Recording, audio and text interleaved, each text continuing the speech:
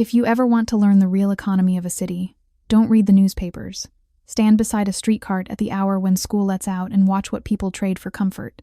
I learned it at 16, wearing a grease-stained apron that was 2 sizes too big, tightening bolts on a battered espresso cart I had rebuilt from scrap and stubbornness. My cart didn't sell coffee because I loved caffeine.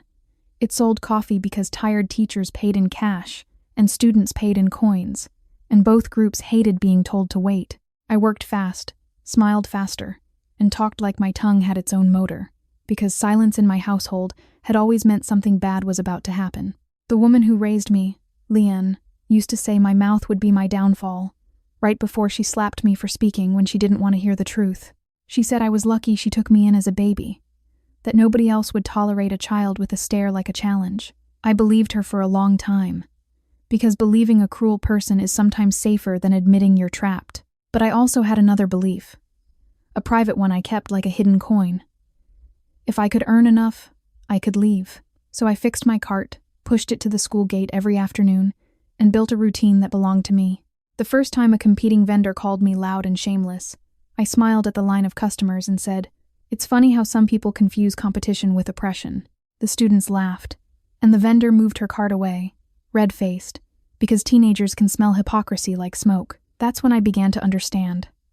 Reputation is a tool, and tools can be taken away from bullies if you hold them confidently enough. On a Thursday in late autumn, a boy in a silk shirt elbowed his way through my queue like entitlement had wheels.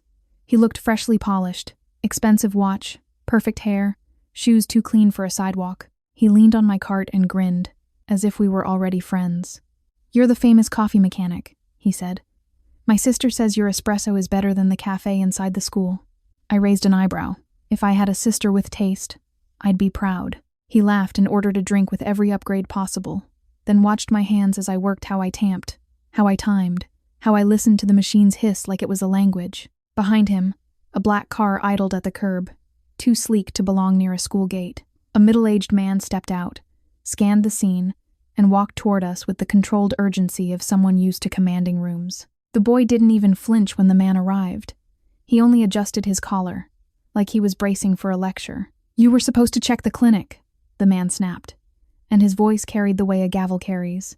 Then the man looked at me, really looked, and the hardness in his face softened into a kind of stunned caution. "What's your name?" he asked, too carefully. I answered automatically, because strangers always demanded information from people like me. "Mara," I said. The man's fingers trembled near his pocket as he pulled out a thin folder, edges worn as if it had been opened too many times in secret. He showed me a photo of a baby with a small crescent-shaped mark near the collarbone. My breath caught, because I had that mark, and I had spent years pretending it was just a random birthmark to avoid wondering why I didn't resemble Leanne at all. "I think," the man said, swallowing, "that you were switched at the hospital." The boy in silk whistled softly, as if someone had just announced a plot twist in a movie. "Dad," he said, "please tell me you didn't drag me here to watch fate deliver a soap opera." The man ignored him and focused on me. "I'm Han Jae-min," he said. "If this is true, you are my daughter." The street noise faded, not because it stopped, but because my brain stopped letting it in. I stared at the folder, at the photo, at the man's trembling hands, and I felt a strange, sharp certainty. Whatever happened next, it would be expensive. I didn't go with them that day, not because I doubted the possibility, but because I doubted the intention. People don't pull up in luxury cars to rescue strangers without expecting profit, and I had lived too long to confuse wealth with kindness. I told him he could leave a number, and that if he wanted to speak, he could do it at the community legal clinic where cameras existed and volunteers took notes. The boy in silk clapped like I had performed a magic trick. "She negotiates," he said. "I like her." 2 days later, Han Jae-min showed up at the clinic with a lawyer and a private investigator, which told me he had either genuine fear or genuine guilt. A DNA test was arranged with chain of custody paperwork thick enough to shame a courtroom drama. While we waited, he offered me an apartment, a car, and a stipend. I refused everything except one thing. I asked for medical support for my friend Nara, a single mother whose child was undergoing leukemia treatment and whose bills were swallowing her faster than any disease. Han Jae-min blinked, then nodded once. "Done," he said, as if saying yes were a reflex. The ease of it made my throat tighten with a new kind of anger. If money could fix suffering that quickly, then suffering in my neighborhood had always been political, not accidental. When the test came back, the clinic printer spit out a report that turned my life into a statistic. 99.999% probability. Han Jae-min's eyes went wet in a way that looked sincere and embarrassing. "I'm sorry," he whispered. "We lost you." I studied his face, searching for rehearsed grief, but all I found was exhaustion, and behind that, something that looked like a decision made too late.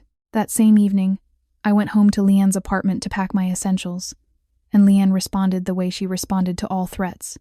She became crueler. "They're lying," she hissed. "Rich people steal poor kids for fun." Then she grabbed my wrist, squeezing until the bones complained. "You think you can leave?" she said. "After I fed you?" I pulled my wrist free and looked at her with a calm I didn't feel. "You didn't feed me," I said. "I fed myself." She raised her hand, but this time I caught it, and the shock on her face was so pure it almost made me laugh. I walked out with my bag, and for the first time, the hallway didn't feel like a trap. It felt like a tunnel leading out. The Han family house sat above the city like it was allergic to ordinary life. It had gates, cameras, and a driveway longer than my street. Inside, everything smelled like expensive wood and quiet threats. A woman in a cream dress stood near the staircase, hands clasped as if prayer could undo paperwork. She looked like Han Jae-min, but softer around the mouth, and her eyes fixed on me with a hunger that made me uneasy. "My baby," she whispered, stepping forward. I didn't flinch, but I didn't step into her arms either. I had learned that hugs could be weapons. Behind her, another girl stood with perfect posture, wearing the kind of uniform that is tailored rather than purchased. She smiled delicately, like a person trained to be liked. "Welcome," she said. "I'm Yuna." The way she said it implied I should already know her. Han Jae-min introduced her as the daughter they had raised switched at birth, too, which meant she had not lied about her history, only benefited from it.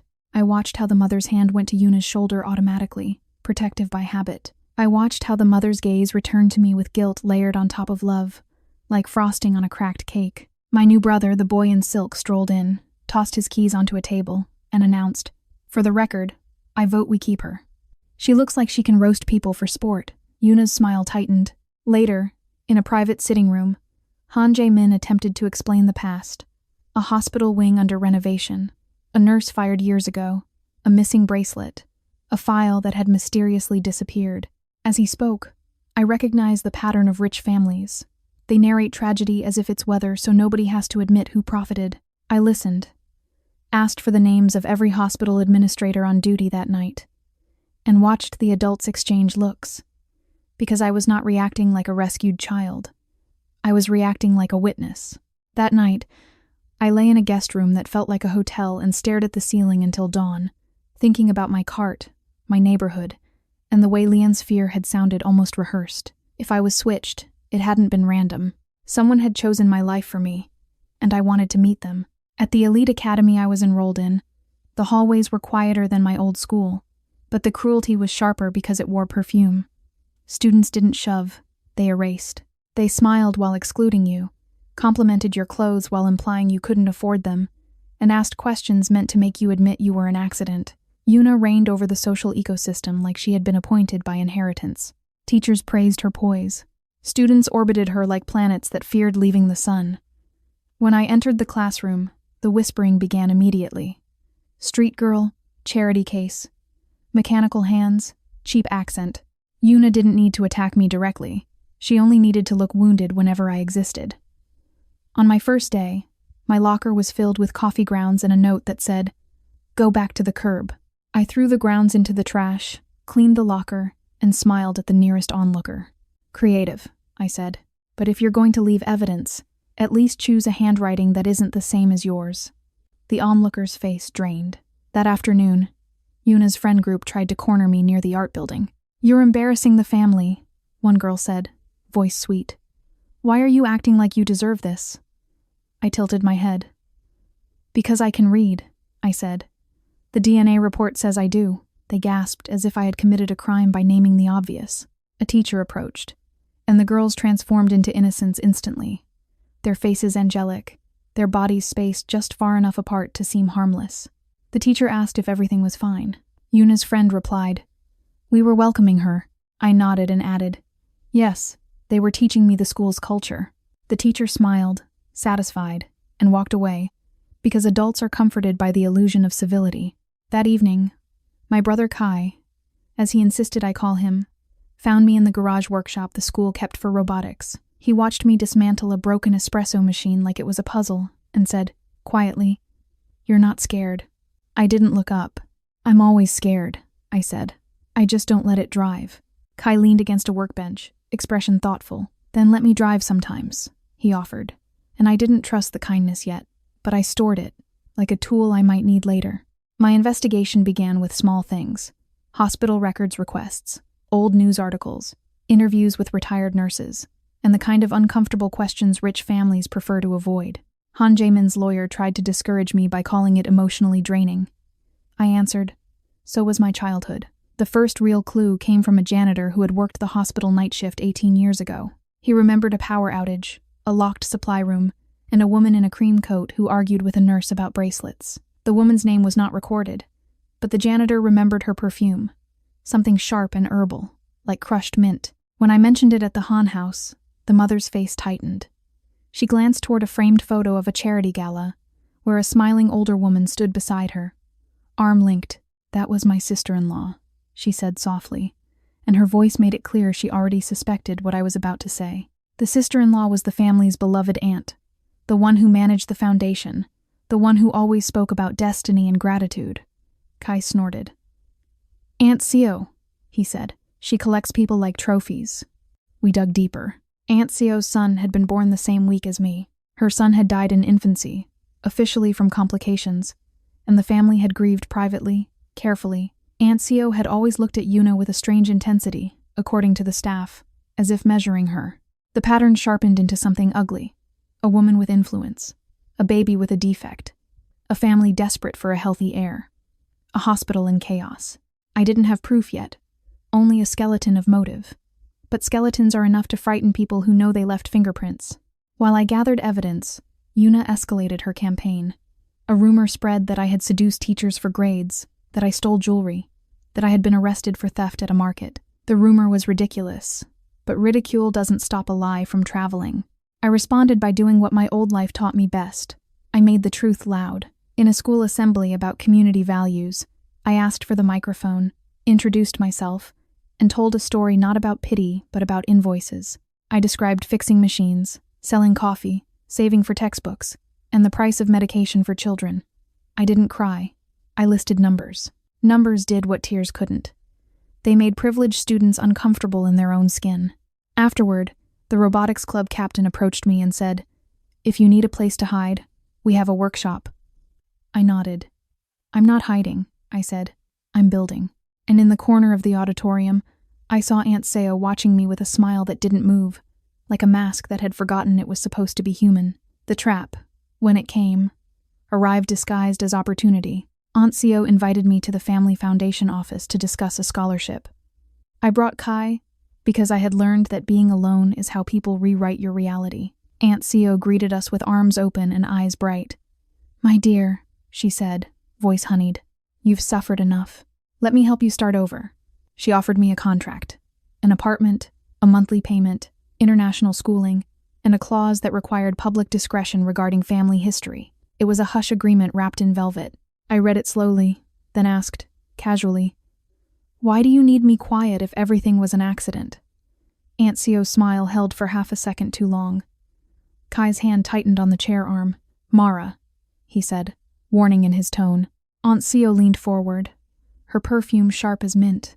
"Because scandal hurts the innocent," she whispered, as if she were saving me from my own curiosity. I nodded thoughtfully and placed my phone on the table face down, its recorder already running. "Tell me," I said, "who would be hurt most?" Aunt Seo's eyes flicked to the phone, then back to my face. For the first time, her warmth cracked. "You should be grateful," she said, and the word grateful landed like a threat. "You were nothing." I smiled. "I was not nothing," I replied. "I was unpaid labor." The meeting ended politely, because rich people like to keep their rage private. But the next day, my cart, my old cart, the one I had kept in storage, because it was proof of my survival, was vandalized. Someone had poured sugar into the machine, ruining the pump. A note was taped to the handle. "Stop digging." I stared at the damage, and instead of despair, I felt something like calm. If they were afraid, it meant I was close. Kai arrived, took one look, and swore quietly in a way that sounded like grief. "We'll fix it," he said. I shook my head. "No," I said. "We'll document it." That night, I copied every file I had gathered onto 3 drives and left one with the clinic lawyer, one with the robotics club captain, and one in a safe deposit box under a name that wasn't mine. Leverage is a kind of safety, and I was done being defenseless. The proof arrived from an unexpected place. The hospital's old security archive, stored in a third-party facility, forgotten because it was expensive to maintain. Kai used a favor from a tech vendor and a legal request from Han Jae-min's lawyer to access the footage from the night of the switch. The video was grainy, the angles imperfect, but it showed enough. A nurse wheeled 2 bassinets into a supply corridor. A woman in a cream coat entered, argued, and then, when the hallway lights flickered, the woman blocked the camera with her body. When she stepped away, the bassinets had been moved, and the nurse's hands were shaking. We paused the frame and zoomed on the woman's bracelet, a distinctive charm shaped like a small crane.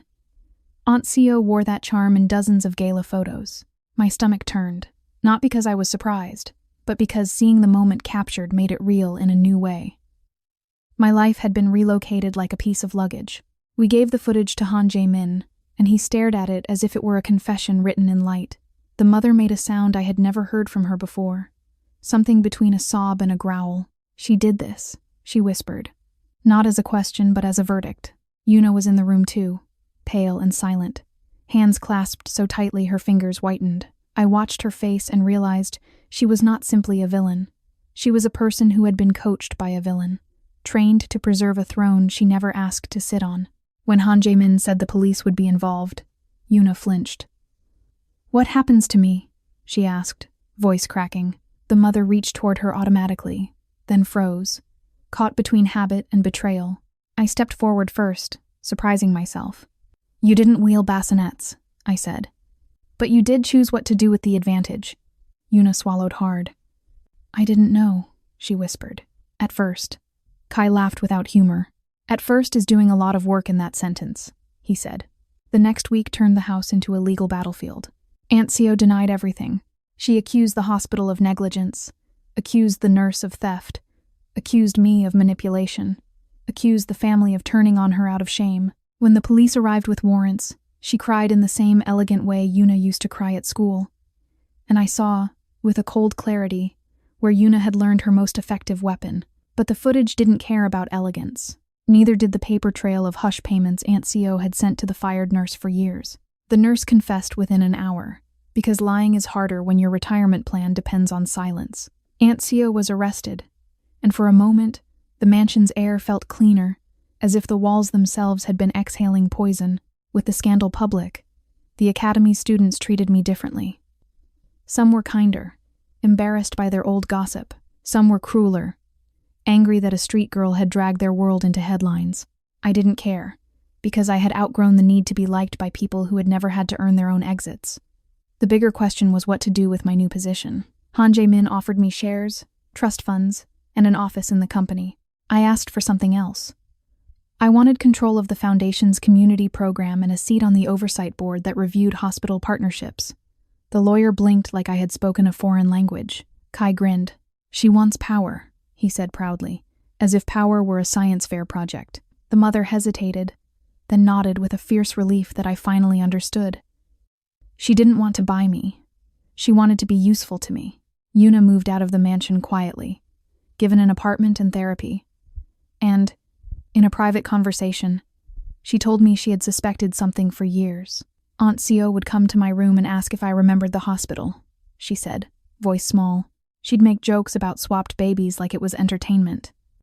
I looked at her and felt a strange sympathy that didn't excuse her cruelty but explained its shape. "If you want forgiveness," I said, "start with honesty." So Yuna testified. She provided old messages, remembered dates, and handed over a hidden phone Aunt Seo had used. In court documents, the story turned from rumor into record. Meanwhile, I kept working, I rebuilt my espresso cart, not for profit now, but as a symbol. A machine that had been sabotaged and repaired, still capable of heat and comfort. I opened a small training program for students who needed job skills, teaching them how to repair appliances, how to budget, how to read contracts, and how to keep receipts. Nara's child responded well to treatment, and when the child rang the hospital bell to mark a milestone, I cried for the first time in months, quietly, behind a vending machine where no one could mistake my tears for weakness. One evening, Kai found me there and sat beside me without speaking. After a long silence, he said, "You're not going to forgive Dad quickly, are you?" I wiped my face and answered honestly, "No," I said, while the city kept pretending to be innocent, but I might let him earn a new story. Kai nodded, understanding in his eyes. "Then we write it," he said. "We did, not as a fairy tale, but as a system. Boundaries, accountability, and a refusal to let sentiment erase evidence. Because the most radical thing a person like me can do, after surviving, is to build something that makes survival less necessary for the next kid standing at a street cart counting coins." Years later, when reporters asked what it felt like to be restored to my rightful place, I told them there is no rightful place in a world that treats children like property. There is only the place you build with your hands and defend with your paperwork. I kept my apartment in the old neighborhood. I kept visiting the school gate sometimes, not to sell coffee, but to watch other kids hustle and to tip them generously, because I knew what it meant to have your labor dismissed as lack of class. When Leanne tried to contact me, demanding money and calling herself my mother, I met her at the clinic, in front of witnesses, and handed her a printed list of my medical bills, school fees, and the cost of repairs on bruised furniture. "This," I said, tapping the paper, "is what you owe me." She stared, speechless, because she had never expected me to invoice my childhood. I didn't press charges for the old violence. I pressed charges for the new extortion, because my goal was not revenge theater but behavioral change. The court issued a restraining order, and the first time I slept without fear of a midnight knock, I realized freedom can feel quiet rather than triumphant. Han Jae-min learned, slowly, to stop offering gifts and start offering actions. Attending oversight meetings, funding clinics without publicity, apologizing without demanding forgiveness. Kai became the head of a youth program that paired wealthy students with neighborhood repair shops, forcing them to learn what money can't buy: competence. Yuna completed therapy, volunteered at the foundation, and once, years after the scandal, she sent me a message that said simply, "I'm sorry for who I was." I replied, "Keep becoming someone better," because that was the only apology I trusted. On the anniversary of the trial's conclusion, I pushed my rebuilt espresso cart into a public plaza and offered free coffee for 1 hour. No photos, no branding, just steam and warmth. A child in a worn backpack approached shyly, eyes calculating price. "How much?" the child asked. I smiled and handed over the cup. "Today," I said, "it's paid for." The child stared at me like kindness was a trick. I remembered my own old reflex, and I added, gently, "No strings." The child took a sip, shoulders relaxing as heat traveled into cold hands, and I felt something inside me settle into place. Not destiny, not blood, just proof that a life can be redirected without being stolen again. The free coffee hour became a rumor that traveled faster than any press release. People claimed I was doing it to look humble, or to punish the academy, or to make my father look guilty in public. None of that was true.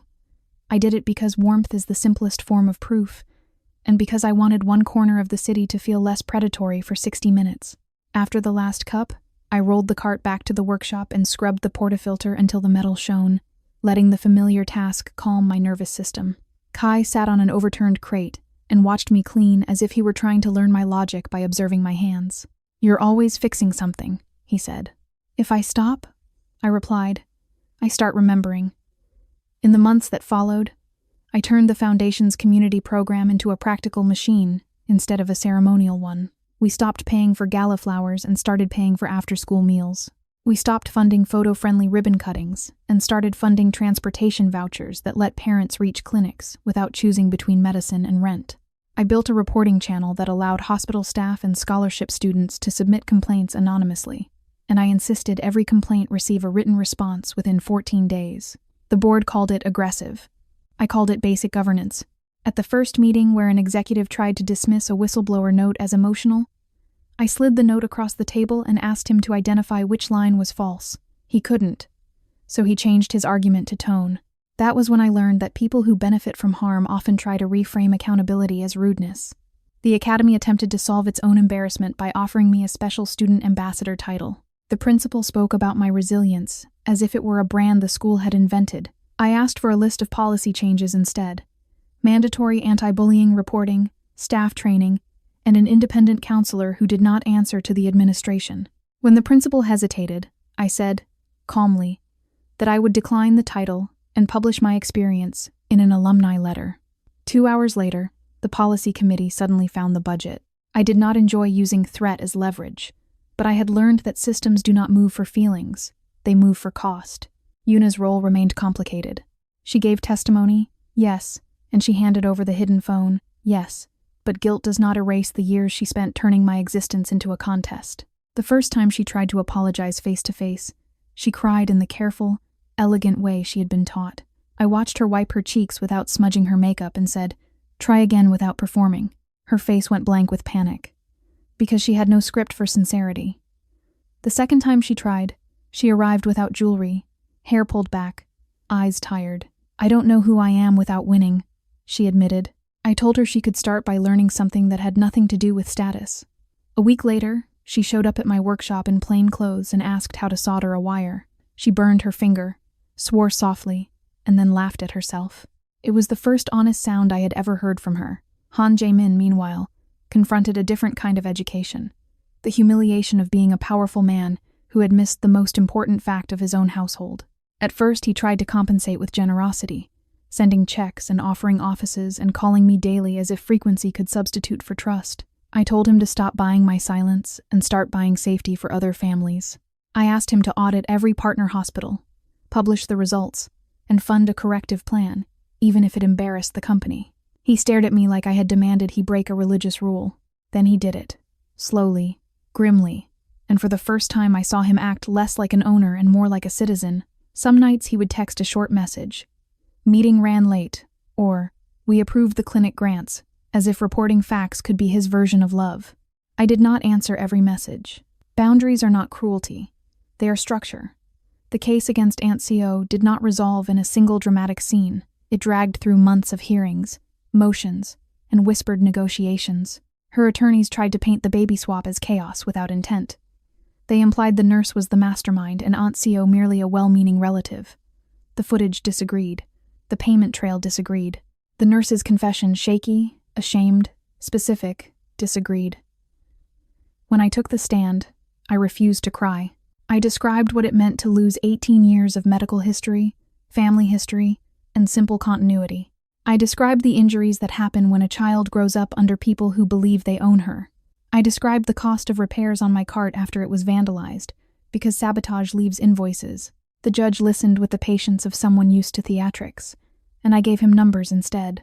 Numbers made Aunt Co's smile finally collapse. After the verdict, the city did what cities do. It moved on to the next scandal. My life, however, stayed in the aftermath. I received letters from strangers claiming they had been switched too, or that their children had disappeared, or that hospitals had dismissed them as hysterical. The letters piled up like proof of a broader sickness. I could not solve every story, but I could build a process. I recruited pro bono lawyers, partnered with patient advocacy groups, and created a small fund that paid for DNA testing when families had credible evidence and no resources. Kai called it my quiet army. I called it a line in the sand. The cart became our symbol, not because it was romantic, but because it was simple. On weekends, we parked it near neighborhoods that never appeared in foundation brochures. We served coffee and hot cocoa. But the real product was conversation. People told us about wage theft, clinic refusals, school intimidation, and landlords who used paperwork as weapons. I kept a clipboard and wrote down names, dates, and what each person wanted. Most wanted the same thing: to be treated as real. When people thanked me, I answered, "Don't thank me. Document everything." It made them laugh, and then it made them think. Leon tried twice to breach the restraining order. The first time she followed me after a board meeting, shouting that I owed her for the food she had bought. Ignoring the years she had taken my earnings, I did not yell back. I called the officer assigned to my case. handed over the footage from the building camera, and returned to my car without looking at her. The second time she showed up at the workshop and tried to grab my arm, Kai stepped between us with a calm that startled even him. "You don't get to touch her," he said. Leon sneered and called him a spoiled rich boy. He replied, "Maybe, but I'm also the brother who will press charges." The police arrived, and for the first time, Leanne looked at me with a fear that was not anger. Fear is ugly, but in her case it was also useful. The most unexpected change came from the people who used to despise me the most. Some academy students asked to volunteer. They said they wanted to learn repair skills. They said they wanted to do something meaningful. I didn't trust the sudden conscience, so I gave them work that couldn't be faked.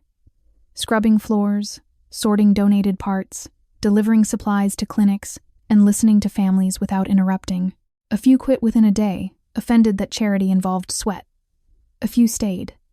One girl admitted she had helped spread a rumor about me and didn't know how to face herself. I told her she could start by carrying boxes without making excuses.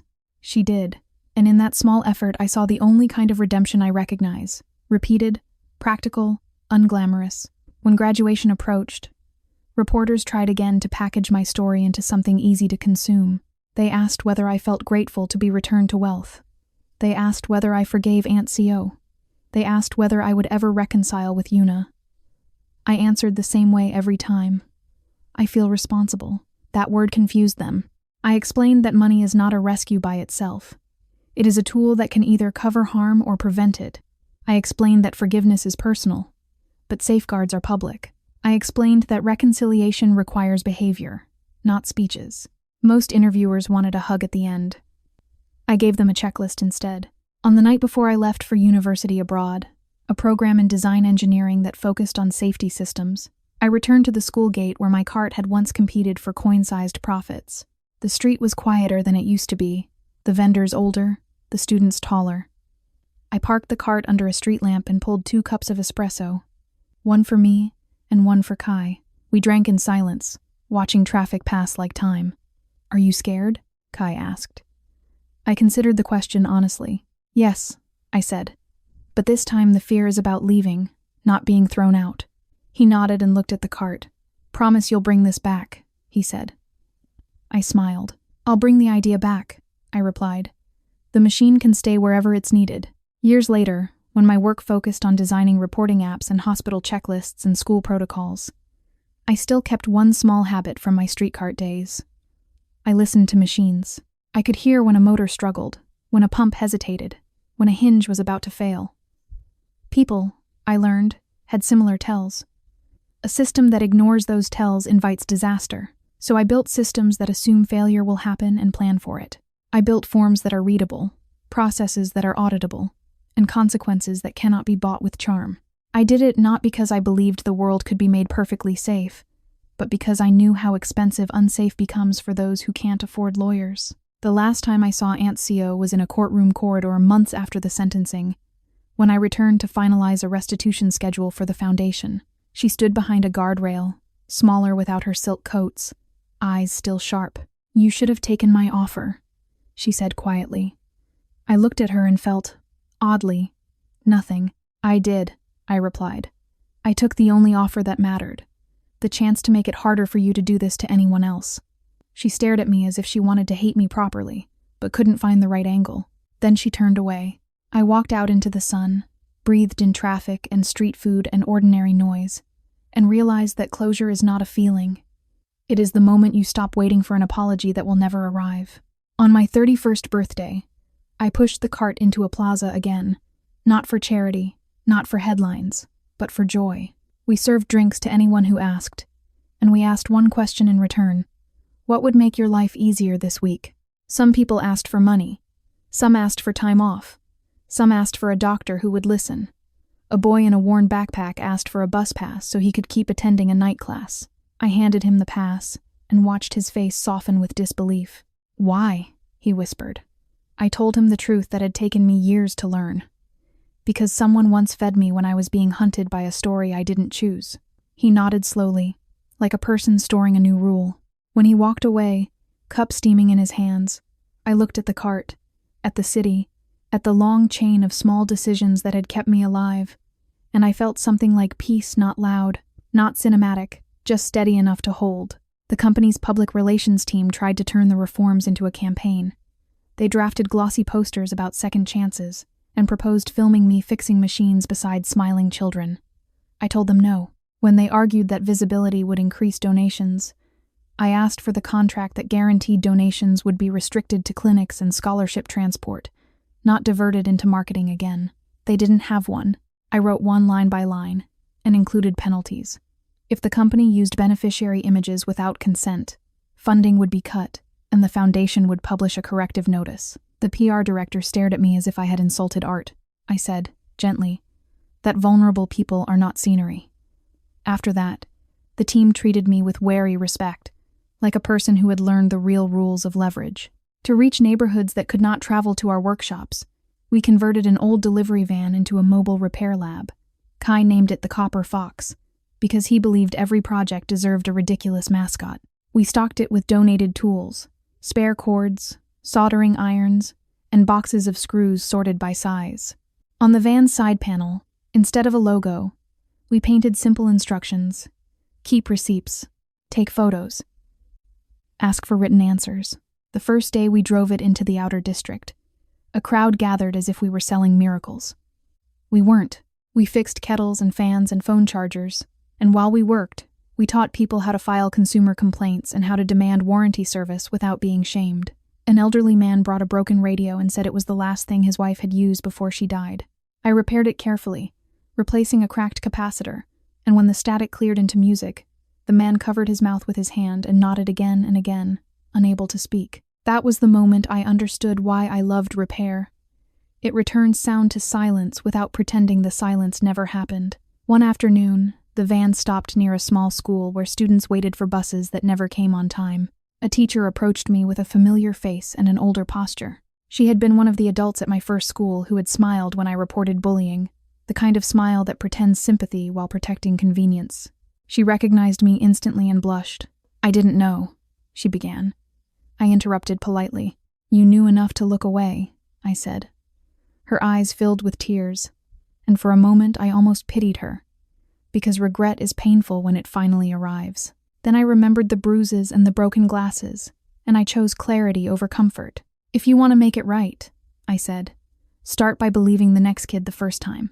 She nodded, swallowing, and I watched her walk back toward the school with a different weight in her shoulders. It wasn't redemption, but it was movement.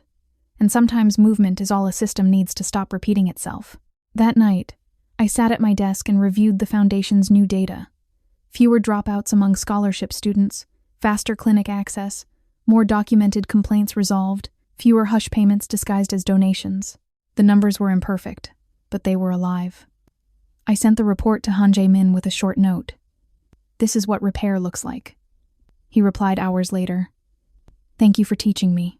I stared at the message for a long time, then closed my laptop and went to the workshop where the cart waited. I pulled one shot of espresso, tasted the bitter edge, and smiled at how familiar bitterness could be. It reminded me that not every flavor is meant to be sweet. Some are meant to wake you up. A month before my overseas departure, a thin envelope arrived at the Foundation office with no return address. Inside was a child's drawing of a van with tools and a small cart under a street lamp, and beneath it a crooked sentence: "Thank you